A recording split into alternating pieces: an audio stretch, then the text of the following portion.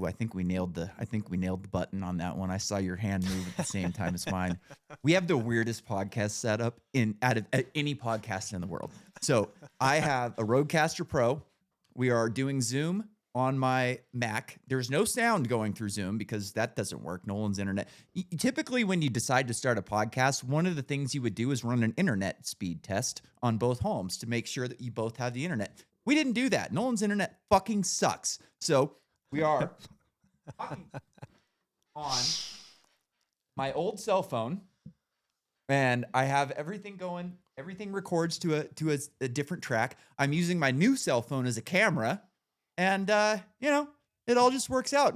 And believe it or not, we've got great sound after this. Like the podcast I do with Dan, his sound is not nearly as good as yours when you record it yourself. So we actually have to we count down 5, 4, 3, 2, 1, and then I wait for probably a second and a half, and then I hit the button. Yeah. Well, when did Normal win a goddamn prize? Hey, that's a good fucking point, right? We are not normal. Maybe we'll win a prize someday. Yeah. All right, let's.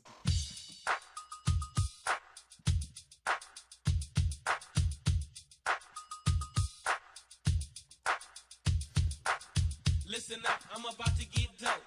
It ain't nothing but some What's shit. going on? It's time for another episode of Too Hard from the Radio, transmitting from the future-free state of Greater Idaho, where I am out of denture cleaners and I am cleaning my dentures with hemp body wash.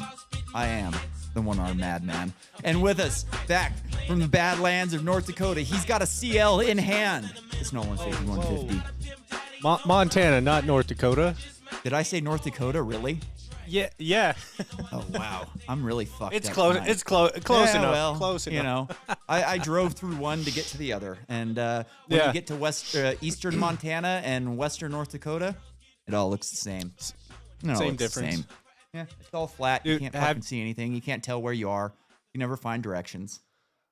Yep. Have you ever seen this map of the United States that was filled in? I can't remember if it was like filled in by like a Russian or something, but they just had to attempt to write in what every state was. And in Montana they wrote also feels like Ohio. That's pretty good. That's pretty good.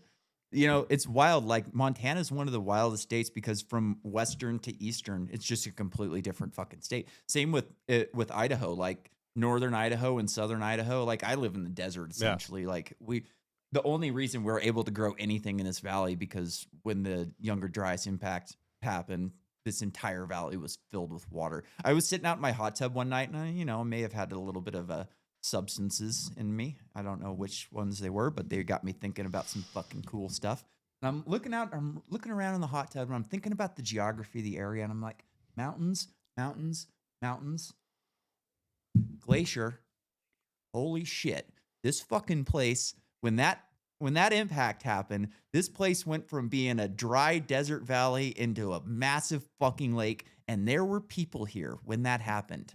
You know, could you imagine just seeing a massive wall of water just pouring down and filling up your entire fucking valley in just a matter of days? Like that would have been the gnarliest shit. I don't understand. Did you watch season 2 of Ancient Apocalypse? No, not yet. I got it on the list. Keanu Reeves is on on one of the episodes in there. Why the fuck have they not made a movie about this shit? I know, like, did you ever see that movie 10,000 BC? That was a pretty cool movie. Like, it wasn't great. That was like the caveman hunter-gatherer or something, right? Yeah, but they had pyramids. That was a good movie. They had a bunch of shit. It was a pretty good movie. Like, It wasn't great, but, like, it was entertaining. It was fun. Like, let's see something like that. Or maybe a little bit more like Apocalypto. You know, like Apocalypto with a big glacier and a flood. Like, let's see it. And hey, if the sages, the white people, are true, then Keanu Reeves can play one of the sages. Ooh, how about that? I mean, if anybody can if anybody can culturally appropriate, it's Keanu. Dude, if this was the 90s, they could have just put him in makeup and made him one of the villagers. Yeah. But that would be a good movie, I think. It'd be a all great those movie. It cost a lot of money. what? Because Armageddon and Deep Impact came out like in the same year. Yeah, Deep Impact was wasn't as really good. Oh, really? You like that one? I did like it. It just wasn't. Armageddon was really good, but I felt like it just had the studio money behind it more. I saw I saw a weird video of, like, usually I scroll past this shit on X if I'm just scrolling videos looking for shit, and one of them was Ben Affleck talking about Armageddon, and he said that the thing that he gets most like praise for in his career was doing the commentary on Armageddon on the the big disc where you can watch the movie and the actors are in there talking about the movie. He said that that's like the most popular thing he's ever done. Huh. And clearly they did not write Good Will Hunting. Somebody else wrote that fucking movie. A Jew wrote that movie. There's no fucking way it was Ben Affleck. Come on. Hey, and speaking of the Jews, oh boy. Did you listen to Kanye's new song that I sent you? Oh, yeah. Yeah, I did. Oh my God. I mean, the most offensive song ever written? What do you think? Well, the most offensive, probably to a certain group of people, but that run the music industry and the movie industry and the banking industry and the war industry and all the other industries. Yep. Who knows what else they're in? They're they get those shekels. Nolan, you got any shekels laying around for you? Oh, Nolan. Yeah, it looks like that's a nice picture back there. What could you sell that for? You maybe get some shekels for that thing. I do have a couple videos. I don't even know where I put them, though, at this point.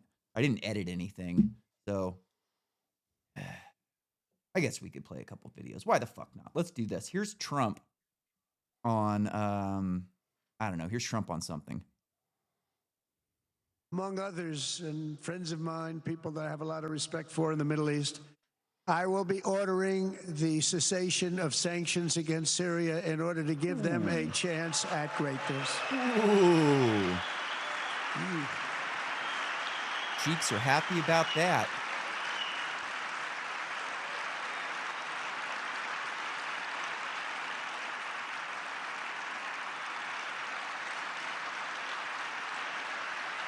This is in Riyadh, Saudi Arabia. This was not in America.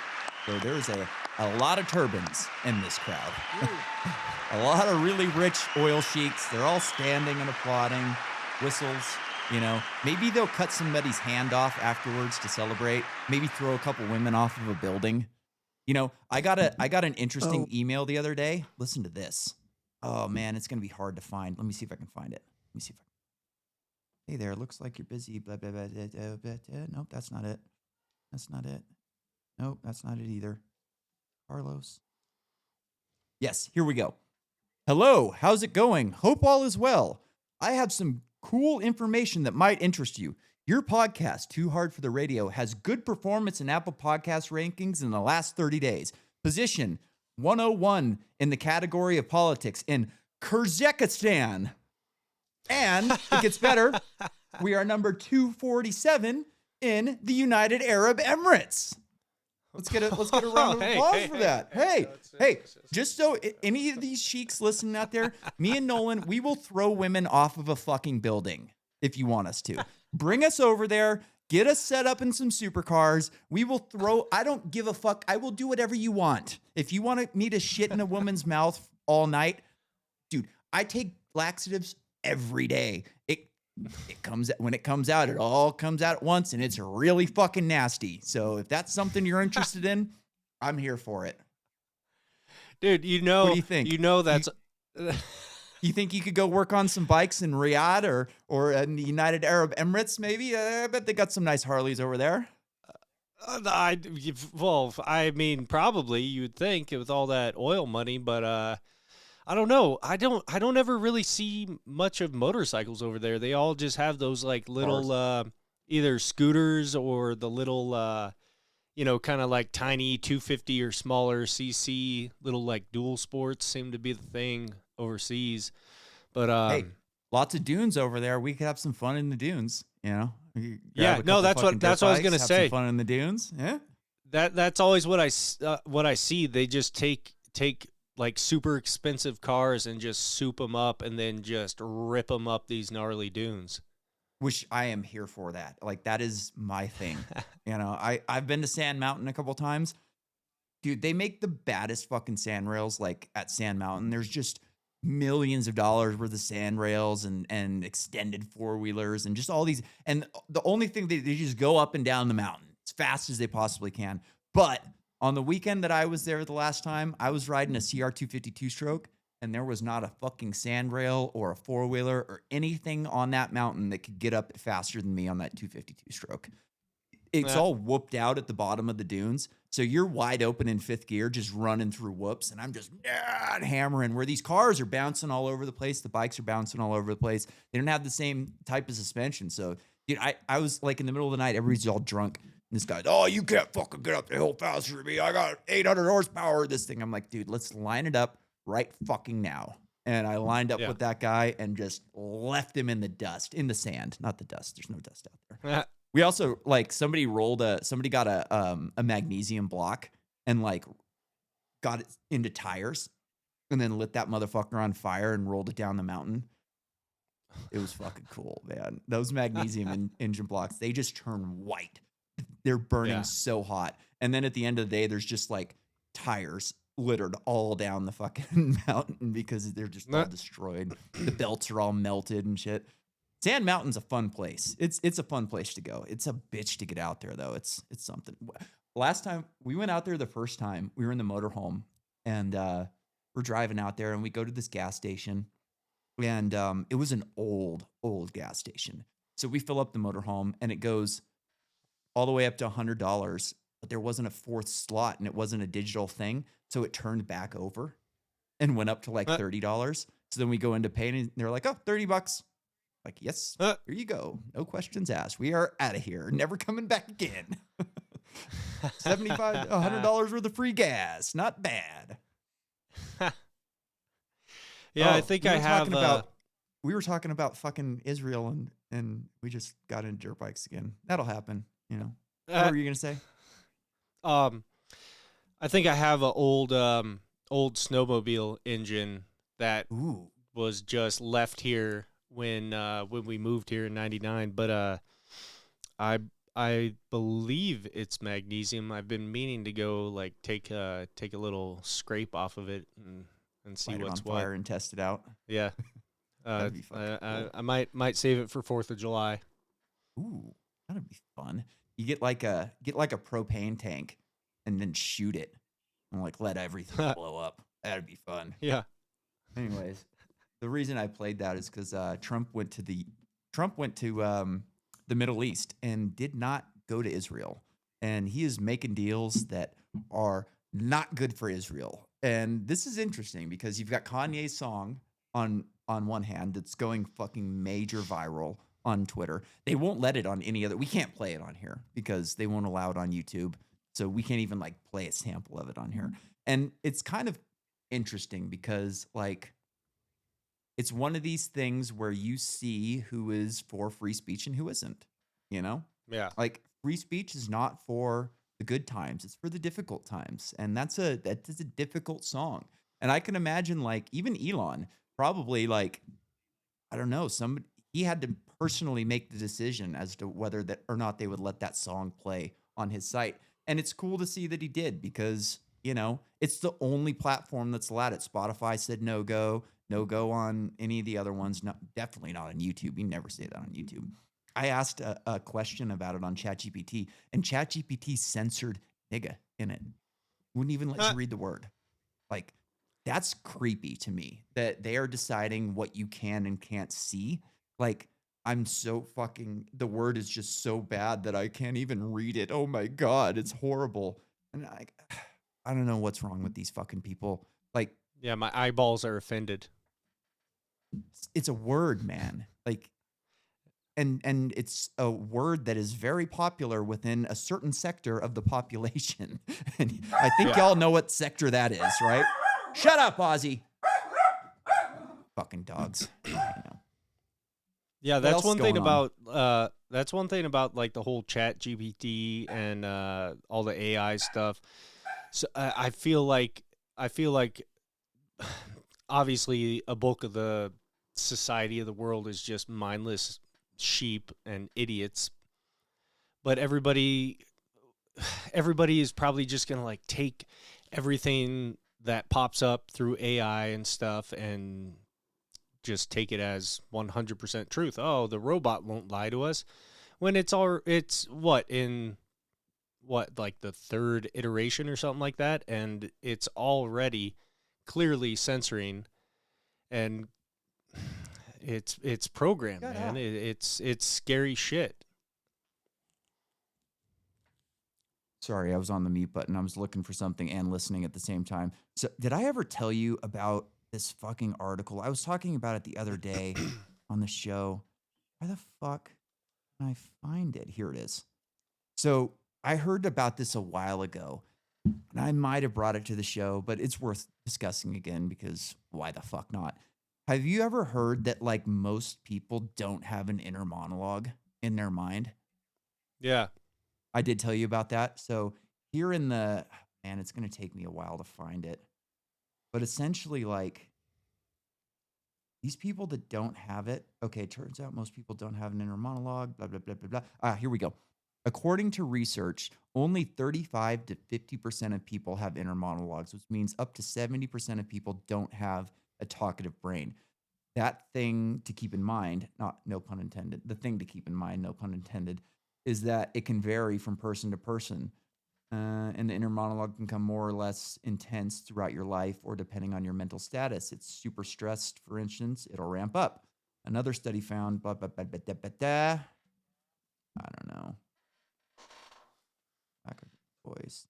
This is great radio right now. I can't find it. Anyways, it says that people that don't have it just kind of exist.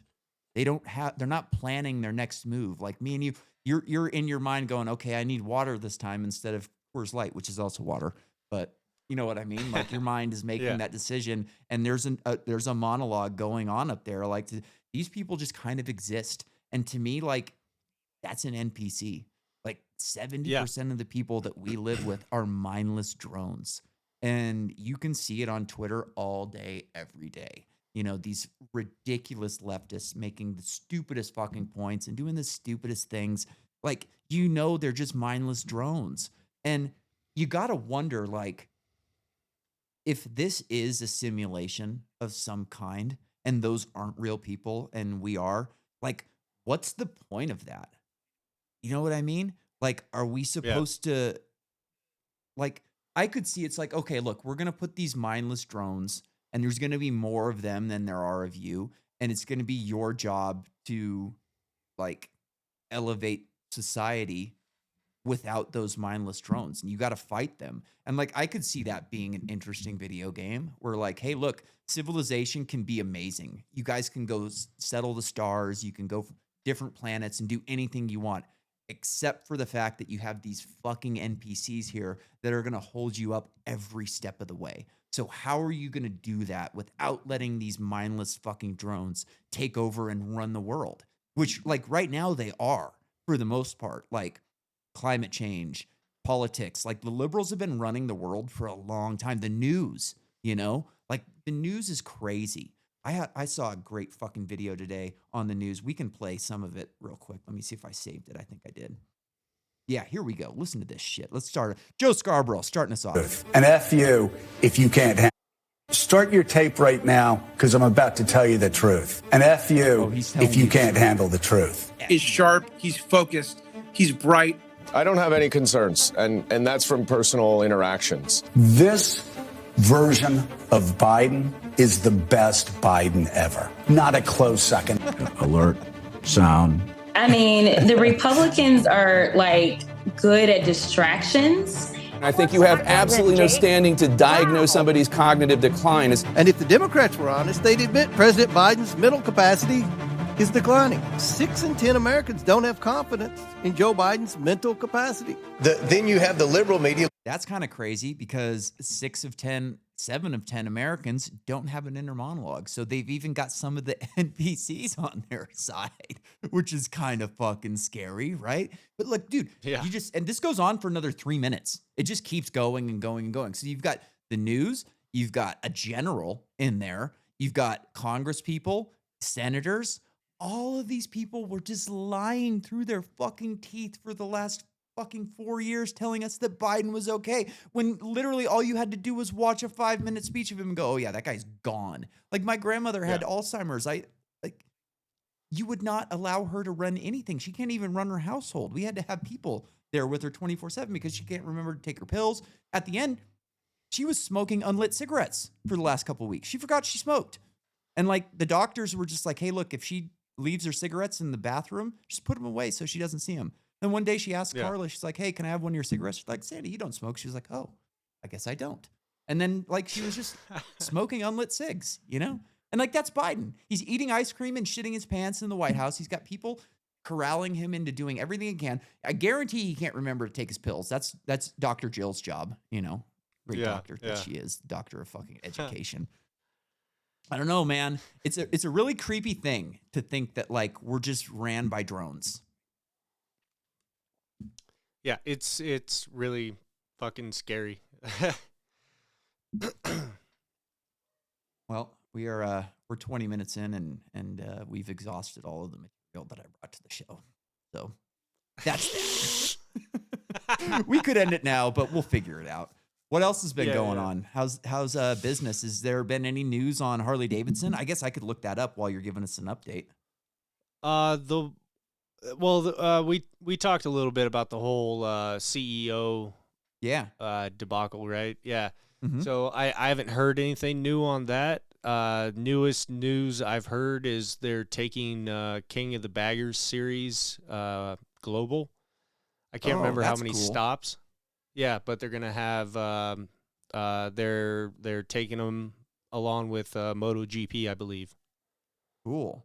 There's not a single, when you type Harley Davidson into Google News, not a single fucking thing came up about their CEO. Not a single thing. So I'm gonna type in CEO now after Harley Davidson and see what happens. Yeah, that's crazy. Everything you knew about Harley Davidson shareholders wait in company future. Harley Davidson, Coles challenged by CEOs, changes declined sales. House of Harley Davidson owner, new CEO, can't be any worse than the current leadership. Oh, let's check that out.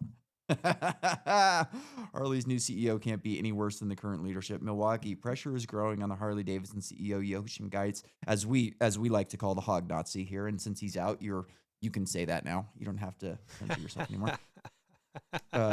Is pressure growing for him to resign immediately? Earlier this month, Seitz announced plan to retire, but intends to wait for a successor to be named. Quote, whoever the successor is can't be any worse, said Jeff Blinkett, owner of House of Harley Davidson in Layton and Greenfield. That's funny. I wish they would have reached out to your boss for a fucking quote on this. That's wild that like even Harley Davidson dealership owners are speaking out on this. They must be pissed. I can imagine your boss is fucking pissed about that guy. Like he's just taking the company in the wrong direction. Took the company in the wrong direction. Not, like he did it already. Yes.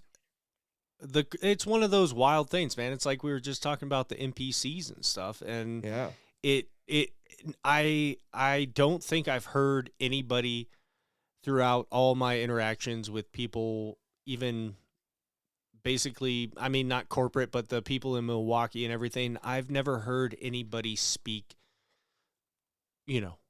well or good about their opinions on what he was doing and how, the direction he's taking the company. But I don't understand why anything wasn't done sooner.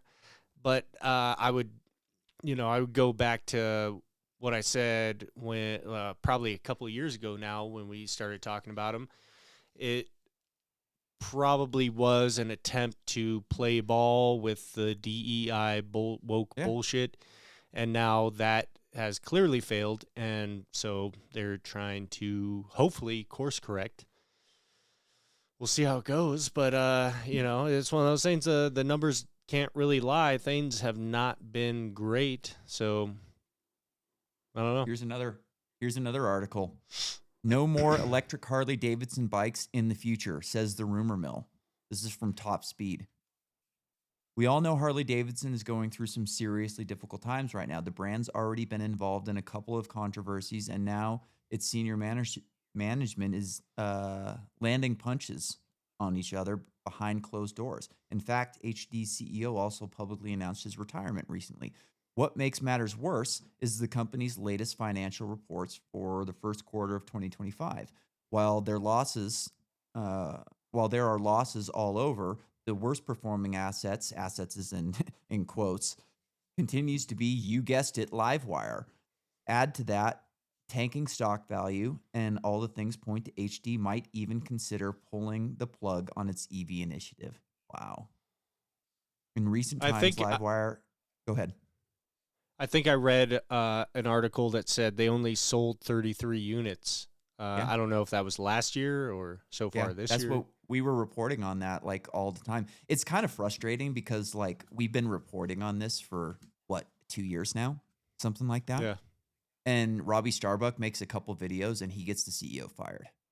And like he didn't even go in as deep as we did. Like we actually did the work and looked at the board and all this shit. And like all he really cared about was that inclusive stockholder thing that we've reported on many times, and they haven't gotten rid of that. Like that's still up. They didn't get rid of it. So like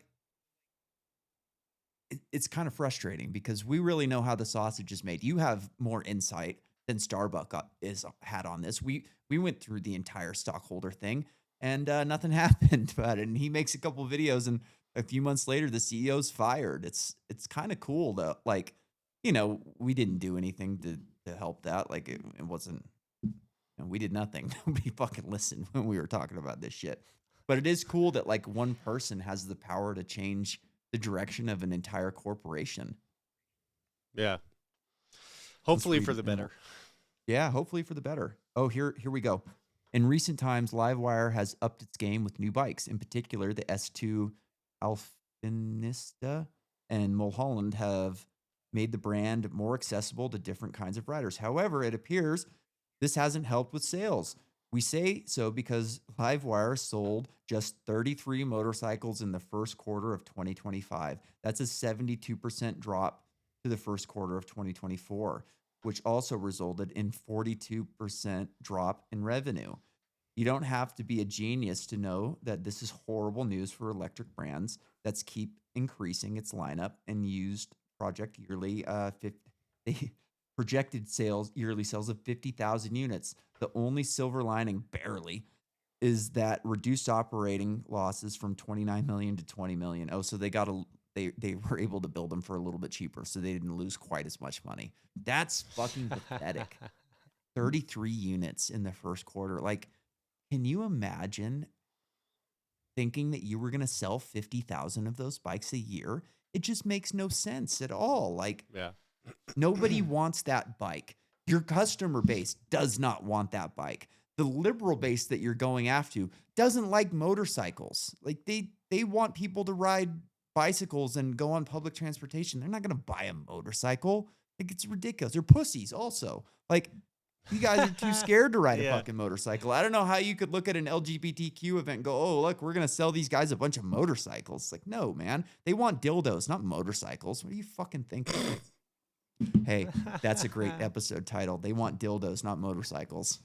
I love it. I can't really talk. Right. I feel like it goes back to the whole attempt to, placate to the DEI woke BS. And EV vehicles kind of were, obviously they were being severely pushed by, it's a parasitic technology is the problem. Is this technology is not ready for consumers. They don't have enough battery life. They blow up and catch on fire. And what was the other point I was thinking of? No batteries. And it take forever to charge the fucking thing. So if you're like Yeah. commuting and you have to stop and charge, you're going to be sitting for an hour. And that's if you can find a charging port, because, you know, the Green New Deal wanted to put in like 500,000 charging ports. And I think they've done like 13 or 12 or something like that. Like there's no charging, but we don't have the energy for this shit. I was just talking to Dan. Dan's got this company that he's doing about AI agents, which is essentially like a personal assistant for everybody. And I read on the internet that, or heard somebody say on the internet, that these things are going to require 100 megawatts in the next 4 years. And like, I'm asking Dan about that. And like, to be fair, like Dan doesn't know electricity. So when I sent him that, and he was like, I don't know if that's a little bit or a lot. And I'm like, it's a fucking shitload. Like the biggest nuclear reactors we make is 1 megawatt. So we're talking about 100 nuclear reactors in the next 4 years, or, you know, 150 gas plants, or God knows how many windmills and solar panels to generate that kind of energy. And like, he's not worried about it, which, you know, I trust that he knows what he's doing and that he's going to be able to run this business the way we are right now. But like, if these things are really going to require 100 megawatts to do what they're supposed to do, to give everybody a personal assistant, it's not going to happen, because we can't get 100 megawatts online in 4 years in this country. There's no fucking way. And that's just for one specific thing. Imagine how much power we need for large language models and, you know, whatever else they're going to be doing with AI. And then just new factories. Like if Trump is really going to bring manufacturing back to America, we need a lot of energy for these factories. So I don't understand. And to be fair, like, I would have told Dan this to his face. I didn't. But like, I think he's underestimating how much energy is going to be required for these things. And I used an example of like, let's say I wanted to build an airplane in my garage. That was a business I wanted to start. If I'm going to be welding aluminum with a hardcore welder, if I need a big air compressor for power tools, I need 3-phase power at my house. And in order to get 3-phase power to my house, you're talking about 10 to 30, 40, 50 grand even to get that going. So I wouldn't be able to run that business at my house. I would have to go somewhere else, somewhere that has 3-phase power, and rent a shop in that spot. So I'm nervous about it for him, and maybe I shouldn't be, because like I said, he knows what he's doing. He's not a fucking idiot. I am a bit nervous that these guys are overestimating how much they're going to be able to do with the energy available. Yeah, it makes me really kind of think either I've heard, I can't remember what podcast I was listening to where one was saying something about some I think it was a pope a long time ago planned out and predicted every pope's name for like I don't know how many years, but and then at a certain point, I want to say it was like 2045 or something like that. It was supposed to be, okay, after this, then, you know, the world ends or something like that. So with that and the other predictions of what was the other thing? The Earth's the magnetic field. Yeah. The magnetic field flipping, which is supposed to be coming up also. It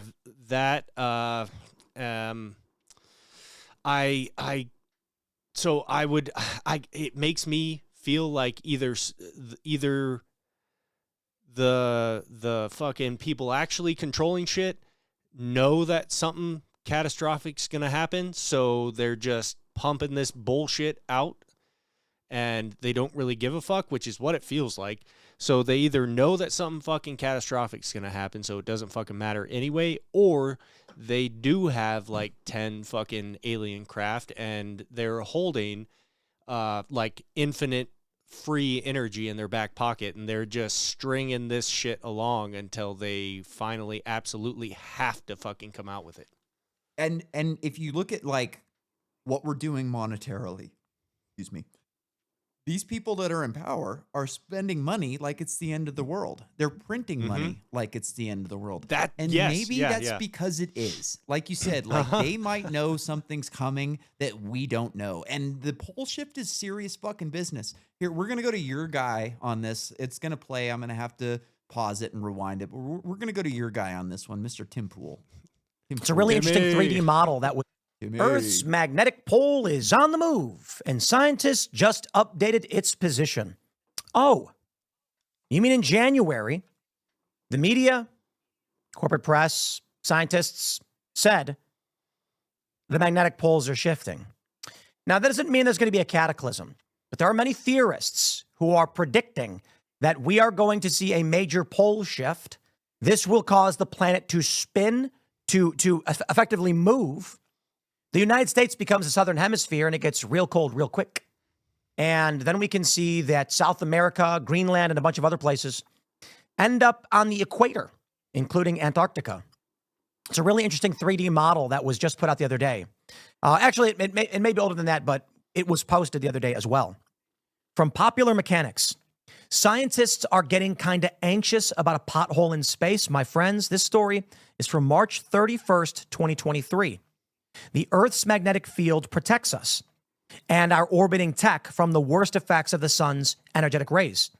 In a region called the South Atlantic Anomaly, however, the magnetic field is significantly weaker than over the rest of the planet. Also called the Some Bermuda speculation Triangle. as to what may have happened with that power Creepy, outage is that the grid gets knocked out when the magnetosphere weakens, allowing solar storms to blast our electrical grid, overheat it, and shut it down. Take a look at this story. This is from NASA.gov, August of 2020. Right, I think we get it. Like, there's passages in the Bible, and maybe let's listen to this video real quick too. Here's this guy. I don't remember his name. I'll remember it in a second, but he's on Joe Rogan. Decades. This is scientific data.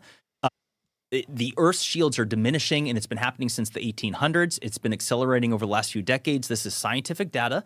The North Pole is shifting at like almost 40 miles a year, when it was half that just a decade ago. Is that the whole video? Oh, that's lame. Now it's just showing Cycles of 6,500 years, and that it's a 90-degree flip, but 6 days later, or on the 7th day, it corrects itself. The planet flips, not just correct. It's a planet flip, 90-degree, and that because of it, the Earth essentially does a standstill. The sun will basically stay in the same spot, causing heating like we've never experienced, and that the wind and the waters continue with their momentum. Because essentially the wind travels at approximately 1,000 miles an hour at the equator. So the theory is that when that event happens, it's going to be cataclysmic. And here's the wild thing is that in that document, it says a continental-sized tsunami being 2 miles high. Well, I showed you the Emikusi volcano in Africa and the Sahara, which is at 11,300 feet, that has salt as well as evidence of gastropods, sea life. That's 2 miles. Wow. That's something. I was hoping he was going to talk about the Bible. There's passages in the Bible about the sun standing still in the sky for days. Ooh. Think about that. Damn. That's fucking. Yeah, that got a text. Sorry, people. All that talk really, actually really scares me. Me too. Me too. Are you familiar with what's his name? Space Weather News. Because all the other, conspiracy theories, obviously we could get fucking whacked by a giant asteroid whenever. Cool, yeah, whatever. But this sounds like it makes way too much sense. I mean, you think about all the mammoths that they find with vegetation in their stomachs that is still undigested, and they got essentially flash frozen, it just, all the little bits and pieces of stuff that we've heard throughout our lives, Noah's Ark, that kind of shit, like that all just kind of makes too much sense to me. And it is very, very scary. I think, I can't remember if it was Tim Pool when he was talking about it, that supposedly, I don't know what he was sourcing or anything like that, but supposedly, I think he even mentioned Montana or something like that. And so I think we would be semi-safe. Yeah, I think we're in close. the switch, because I think he said like Montana and Texas would like switch climates or something like that. Yeah. So there's a YouTube channel everybody should be subscribed to. It's called Space Weather News. The guy's called also the Suspicious Observer. He's very smart. He's really into this shit. He does a small video every morning about space weather, about the sun, what the sun is doing, sunspots. You know, he'll tell you if there's going to be auroras in some place like that. And he's into this. Like, he thinks this shit is real. And he lives in New Mexico, and I don't remember what he calls it, but the new Valley of the Sun, because it's going to be like the perfect place when everything. One of the things he points to, which makes me hopeful that he's wrong. Like, I really hope he's wrong. No joke. Like, I hope this is all bullshit. And I really hope that these fucking people are wrong about it being catastrophic, because the mainstream narrative is like, yeah, the poles shift, but nothing really happens in the process. It just kind of does its thing and equalizes and blah. I hope that's true. But like, one of the things he said that makes me think that it could possibly not be true is that, like, he's talking about these 2-mile tidal waves that go over the Sierra Nevadas. And like, I know you've driven over the Sierra Nevadas a bunch of times, as have I. I don't see anything that would lead me to believe that there was a 2-mile tidal wave that went over those mountains. I just don't see anything like that. Well, I mean, maybe when they say tidal wave, yeah, I don't think so. That would make me going all the way over the Sierras. There would be so much damage up there. There would be, I don't know, maybe it's hard to say. Like, I don't know enough about this shit. And I hear what you're saying, and I completely agree with you know, like that. I can't fathom that happening, but you know, if the Earth basically flips on its axis, where the fuck's all that water gonna go? And maybe it's not a tidal wave, maybe it's just the ocean water moving to a new area, which, I mean, essentially is a tidal wave. But it makes me think of that scene in Interstellar when they land on that one planet and it's just all water, and then it's just a wall of water moving around it like a clock somewhere. Because oh, that's scary. It's so fucking scary, right? Dude, like, it's one of those things where I hate to even think about it because it's just so scary. Like, the good news is that it's not detrimental to life on this planet. Like, life is still abundant, and we don't see any, like, mass extinctions that have happened at the same time as these pole shifts, as far as I know. But it could definitely be detrimental to technology, and we are not prepared big time. For something like that. Like, we should have an entire replacement grid underground, like deep underground at this point, because like every transmission substation in this country has massive fucking transformers that need to be, they're built in China, then they're transported on a train, and then a boat, and then another train, and then a massive truck, and then they have to be set with a massive crane. Like, these things are gnarly. You can't just you can't just replace a massive transmission substation transformer with fucking horses and carriages. It's not going to work, you know? And one thing that people don't think about a lot is, like, you know, communication. DARPA did a study a while ago. I have it saved in my thing. I could probably find it, but they did a study on, what island was that? It's the island where they created Lymes disease. It's that same place where they're fucking around with portals and shit like that. I don't remember what it's called. It's not Elk Island. It's a different fucking island. I have it in here. I have it somewhere. Great production work by me this time around. Right? I really killed it today.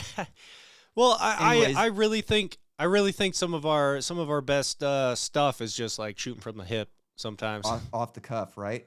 So let me see if I can find this DARPA study real quick. That's like you said, me and you definitely aren't prepared, but that's the other thing that's scary is all the billionaires that are pouring tons of money into their own personal gnarly fucking bunkers. What was the other thing? So one of the heard things recently? I've been saying about those bunkers is, like, I'll let you go in a second, but like, you have to be in the right place at the right time when something like this happens. If you're James Cameron or any of these other rich people, like I think Mark Zuckerberg has one of these places. If you're in America and your fucking bunker is in New Zealand and this happens, you're not getting to your bunker. You know, you could have the baddest fucking, like, hideout fucking, you know, what do they call those? Bug out spots. You know, if you're living here in Boise and you've got land out in the middle of nowhere and you've got, you know, energy, you've got stuff stored, you got ammo and shit. How are you going to get there? if you're at a volleyball game in Boise and your fucking place is 100 miles from here when it happens, how the fuck are you going to get there? You know, like you got to get lucky a lot of times. And maybe they'll know what's coming before. Maybe they won't. Oh, they will. Yeah. Well, I would say odds are they. But yeah. This could just be something that just happens so fast that one day it just happens. You know, it's like, oh, we're tracking this. It could be soon. It could not be. And then just bang, fucking happens. Yeah. You know, we don't know. Well, fuck, dude. Diddy had a underground tunnel system, right? And what's up with Elon's like underground boring company? I haven't heard shit from them in a long time. Neither. Why did that drop off the news? So like you were talking about getting a subterranean power system. What's going on? Like, why the fuck did he build that company? Why aren't we hearing anything about it? You think he's just sitting idle? I highly doubt it. And you mentioned something earlier that I was going to respond to, and then I got into looking for something. You were talking about like maybe they already solved the energy crisis. They have solved the energy crisis. We know they've solved the energy crisis. And I don't know why I never thought of this. Like me and Dan were talking about nuclear reactors the other day and about how small they could be if we kept building them in the 50s instead of making them fucking illegal, essentially. And like I was asking ChatGPT about it, and it was like, oh, if they kept, because like right now, all of the best engineers are going into tech shit. None of the best engineers in the world are going into nuclear engineering. It was kind of like a nasty, bad word at the time. So like, if we had all of the best engineers going into nuclear reactors instead of computers, we could have reactors that are running cars at this point. But the government's already solved it. And we know they've solved it because they have nuclear-powered submarines and nuclear-powered aircraft carriers. Uh-huh. That reactor is small, it's mobile, it's safe, and it could be deployed everywhere in the world right now, but the government will not give out any information on it at all. Nothing. It's a secret. Because then they wouldn't make all the money. And they wouldn't keep the masses in poverty, sending them that monthly electrical bill and that gas bill. Imagine if we had nuclear reactors. If we just had nuclear reactors that could go anywhere.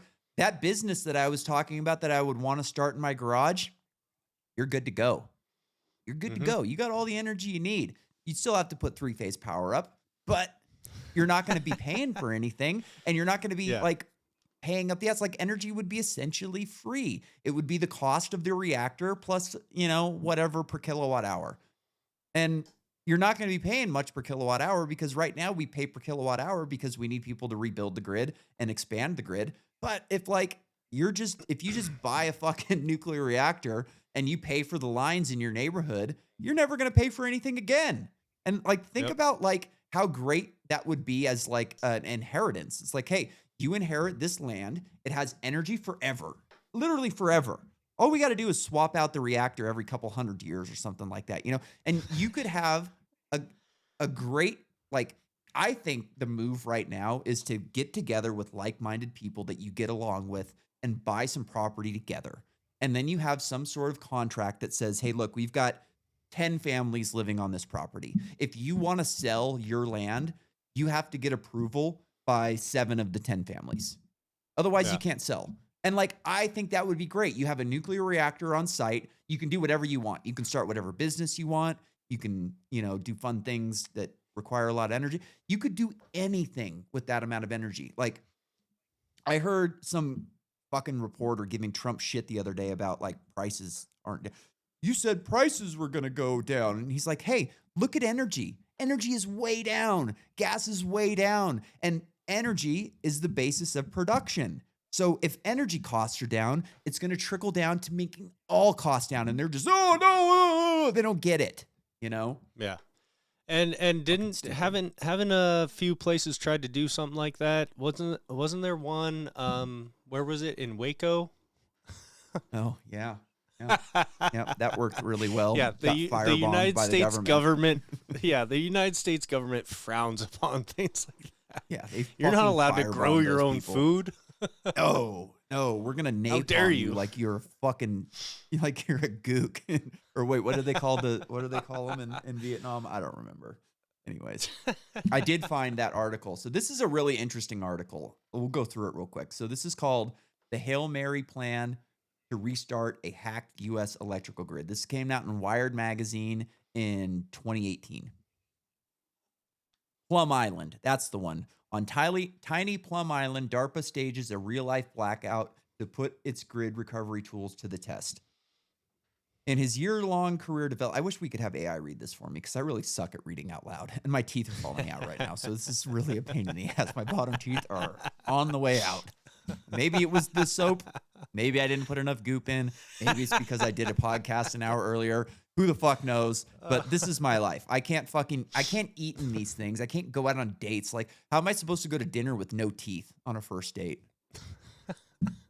Can't do it. You know what I mean? Anyways, in his years-long career developing software for power grids, Stan McCann had never before heard the ominous noise that rang out last Wednesday. Standing in the middle of a utility command center, he flinched as a cyber attack tripped the breakers in all 7 of its grid's low-voltage substations, plunging the system into darkness. Quote, I heard all the substations trip off, and it was just like bam, bam, bam, bam, bam. The power's out. All you can do is say, okay, we have to start from scratch, bringing power back up. You just take a deep breath and dig in. Thankfully, what McCann experienced wasn't the first ever blackout caused by a cyber attack in the United States. Instead, it was part of a live week-long federal research exercise with more than 100 grid and cybersecurity experts worked to restore power on an isolated custom-built grid. In doing so, they faced not just blackout conditions and rough weather, but also a group of fellow researchers throwing a steady barrage of cyber attacks their way, hoping to stymie their progress just as a real enemy might. Power play. Funded by the DARPA, the exercise, which ran first week of November, served as a testing scenario for 7 DARPA-developed grid recovery tools. But while the situation was manufactured, the conditions of the exercise were all too real. Researchers built their test grid off of the already isolated power grid on Plum Island, a Department of Homeland Security animal disease research facility at the tip of Long Island. Roughly the size of Manhattan Central Park. Shut up. We don't need any of that. In addition, livestock research facility, Plum Island. The result, a surreal combination of utilitarian federal operations, breathtaking natural habitat, updated Hamptons real estate, and nagging sense of foreboding. Despite precedent conspiracy theories, DHS representatives patiently but firmly denied that there's anything creepy about Plum Island. Yeah, right. Okay, so... Oh, it's totally normal. Yeah, it's totally normal there. We didn't create a biodisease that's killing people all over the planet. You know, Lymes disease, that's not a terrible thing or anything like that. Over the past few years, the threat of a grid attack, I don't care about that. Let me see. This can only get you so far. For actual resilience, industry needs what cybersecurity practitioners call assume breach mentality, thinking that,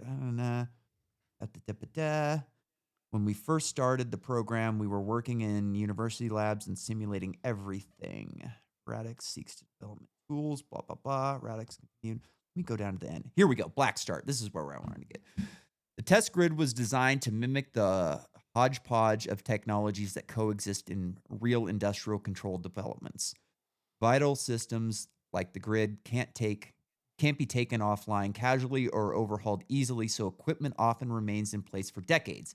Black Start recovery, especially after, God, I just said especially like a black person. Sorry. Especially. Hey, Nolan, let me ask you a question. Especially after a cyber attack involves navigating, defending, and configuring generations of technologies. People think that like our grid is all interconnected and everything's brand new. Like most of our grid was built in the 50s. We are holding it together right now with bubblegum and baling wire. It is literally crumbling around us and nobody fucking knows about it. It's one of the worst things in modern society right now is that like our grid is fucked. We don't have enough money to repair the shitty grid that needs to be replaced. I said money. We don't have enough people. We don't have the manpower. And we also don't have the manpower to expand it, another 10 gigawatts to use, artificial intelligence. We don't have the people. We just don't have the people. And every fucking college or high school guidance counselor in the country is still telling people not to work construction, go into tech, which like without these construction workers, tech is going to suffer fucking massively. The Plum Island exercise emphasized the difficulty of physically delivering and installing equipment during a massive power outage. The teams established secure landline systems to communicate, which many researchers working at a remote station to mainland Long Island and other crews on Plum Island itself. The exercise included volunteers from major utilities around the country, in addition to cybersecurity research. One of the recovery tools in development for surveying a grid from above is simply a balloon that has lightweight electromagnetic radiation detectors inside.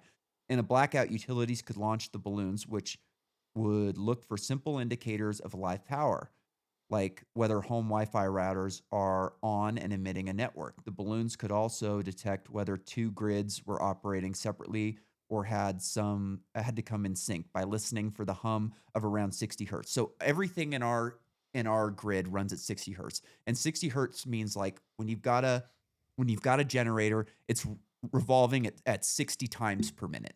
That's what it's doing. So when you go to Europe, they run it like, I think 50 hertz or 55 hertz. So a lot of people, when they go to Europe, they get headaches because what you don't realize is when you look up at your light bulbs, it looks like a constant light, but really it's flickering on and off 60 times per minute or per second. I don't remember exactly what it is. It's probably per second. Whatever. Yeah. You get what I'm saying on here. So everything has to hum at the same time. So if you've got something over here running at 60 hertz and something over here at 70 hertz and something over there at 50 hertz, you can't connect them together until they're all humming at 60 hertz. Otherwise, it just doesn't work. Yeah. Other tools include black boxes and monitor grid equipment and remote equipment that can hook into secure industrial controls. The conditions on Plum Island factored in throughout the week. So this is what most people don't think about. Multiple rainy days with high winds made taking a ferry back and forth to the island and physically working on the grid difficult. One day, the researchers were instructed to pack overnight bags in case they couldn't come back from the island until morning. The balloons weren't reliable in the bad weather, so some of the researchers tried flying the sensors on a kite instead. That proved impractical with the wind. And all the while, the so-called red team kept hacking. Quote, most of the exercise was really about trying to figure out what was going on and deal with the conditions, some guy said. Quote, it was a hit and run. While we were cleaning things up, an adversary was countering our moves. There was one instance on the third day of the exercise where we almost had the crank path fully established. So the crank path is what I was just talking about. You have to be able to get everything to 60 hertz, and then you have to have something that will run. So like one of the things you're going to have to use to do a black start would be a hydroelectric generator, because you can get that thing turning with water. You know, in a gas plant, if you can't get the gas plant fired up, you can't get it running. Same thing with like windmills. If they're not running at the right pace, you're not getting enough. Nuclear would be the same. If you can't get the reactor running, you can't get it up. So, water's really good for that. So where were we at with the crank path? One instance on the third day, we almost had a crank path fully established, and the attacker took out one of our key substations. It was sort of a letdown, and we had to just keep going and figure out our next viable path. Even the small victory got taken away from us. Ultimately, the participants succeeded in black starting the two grids and largely achieved the two goals of the exercise, but they say that the most valuable insights came from the setbacks along the way. So like these guys, it was really, really hard for them to establish a crank path and do a black start in this situation. Very hard. And a lot of it was just weather, you know? And imagine they had electricity while they were doing this. So they had ways to communicate with each other. You can use, maybe the phone grids are down from a hack, maybe not, but that doesn't X out a walkie-talkie, you know? Yeah. If everything is out due to a solar storm, how are you going to contact the linemen? Where are they going to know where to meet? How are you going to get the truck started? You know what I mean? So all of these things that were so fucking difficult to do, they still had energy to do it. If everything is fried, you've got nowhere to start. And like, that's the scariest thing about this is you're just not going to be able to do it. I don't think. Like, I've read studies where they say that like if the power's off for more than a month or two, it's not coming back on. You're not going to be able to get the people together. You're not going to be able to do what you need to do to get it back on. I don't think we need to read the rest of it. That was kind of the point that I was getting at. Yeah. Is that like, if this happens in the winter and you're dealing with feet of snow in Montana or North Dakota or Idaho where I live, good luck staying warm while you're out there. You know what I mean? Yeah. Like, you're going to die if you're in a place where the weather's just bad at that point. It's really scary shit, Nolan. Like, this stuff keeps me awake at night a lot. Dude, that's why I am happy we have an old like wood stove stashed in the shop. I'm really debating on converting because my 85 4Runner, it's fuel injected currently, but it's really easy to convert to a carburetor. I would feel a lot better if I had a carbureted vehicle. Yeah. Oh, is your 22RE? That's a fuel injector? Yeah. So I've got my. So it's the 22R is carbureted and the 22RE is fuel injected, right?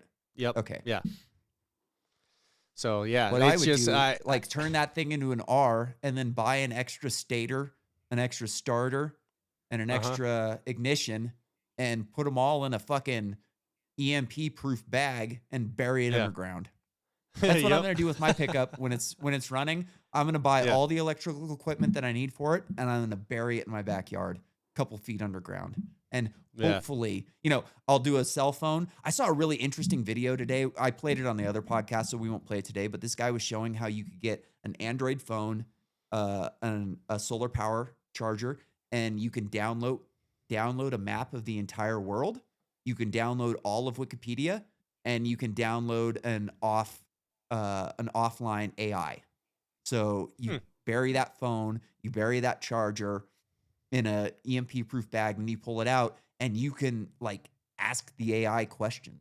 You can pull up how to do math.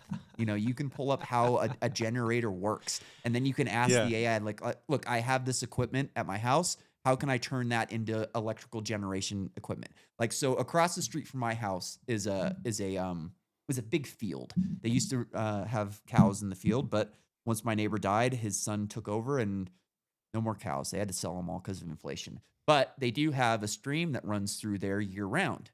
So if we are in a bad position where something like this happens, we can get some people together and dam up that section of the creek and put a fucking electrical generator in it. And we've got a bucket truck across the street that we could probably get running because we have an electrical utility contractor that's right down the street from my house. So you get these people together, you build this fucking generator, and then you energize the lines in the area. I know how to I could go from one switch to another switch and isolate our entire grid for my neighborhood and just say, hey, if you're not hooked up to this grid, you're not getting anything. You know what I mean? So what you're trying to say is if the apocalypse happens, you're going to be the president of the HOA? Absolutely. The HOA is gone. I'm the president of the neighborhood. There is no HOA. There's no more voting. I'm going to tell you what to do. And if you're a good worker and you contribute, then maybe you can get some electricity when it's all said and done. And that land over there, that's not your land anymore, buddy. That's my land now. Because I'm the only guy around that knows how to do this shit. So yeah, maybe you own the land and maybe those are your cows and we'll let you keep those cows. But I'm going over into that yard. And if you don't want me there, you can tell my AR. Yeah. All right, I think we did it. Let's fucking get out of here. Kicking on Little Street, Mac Drake, full of the Hennessy. 18, making raps till I'm 80 and too hard for the fucking radio. Super. Take care now. Bye-bye then.